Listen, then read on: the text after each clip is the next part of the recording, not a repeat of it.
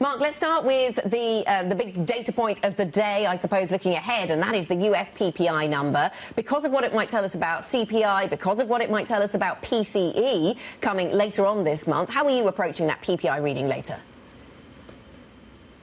Good morning, Anna. Well, the important part is that PPI is relevant this week. I grew up in an era where PPI always came before CPI, and you looked for clues to CPI. I'm not sure how good a lead indicator it was, but you certainly try to parse it that way. In the last 5 or 6 years, since they've changed the schedule, CPI has generally been first, apart from only a couple of times a year. And Brent Donnelly from Spectrum Markets actually did a quick kind of check last week in the statistical analysis and showed that if the beats or misses on PPI and both core and headline across the board are in the same direction, then it has a little bit of a relevant guide for CPI. So I think people shouldn't be dismissing PPI today. They should pay attention to it. It could be a potential slight lead indicator to whether CPI will beat or miss later on in the week. Mark, we were digging into some of the data in terms of the market reaction after these data sets. And PPI tends to be met with a very positive response, at least in the stock market, where CPI, of course, is far more negative. Do you think that pattern will sustain today?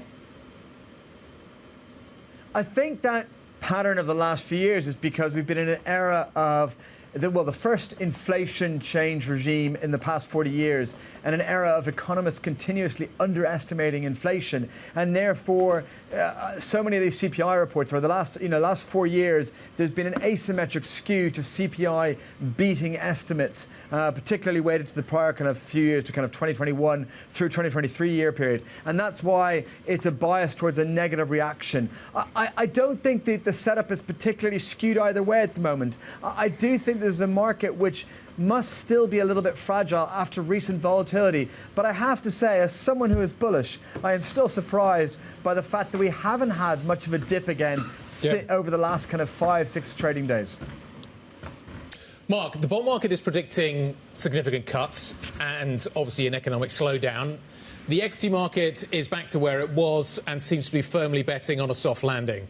Which one's right?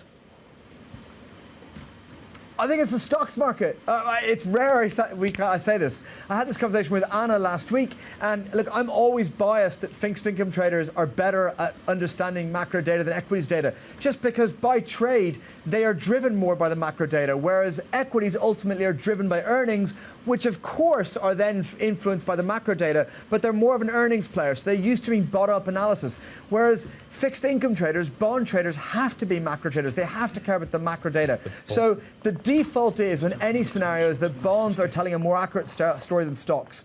This is a rare time where I think that stocks traders are actually getting it right. I am actually bullish at the end of year. I do not think we're going into a recession. I think bond markets pricing in multiple cuts are completely carried away in the US, and I think in many other countries around the world. I think there's a chance the Fed only gets away with maybe even one cut this year.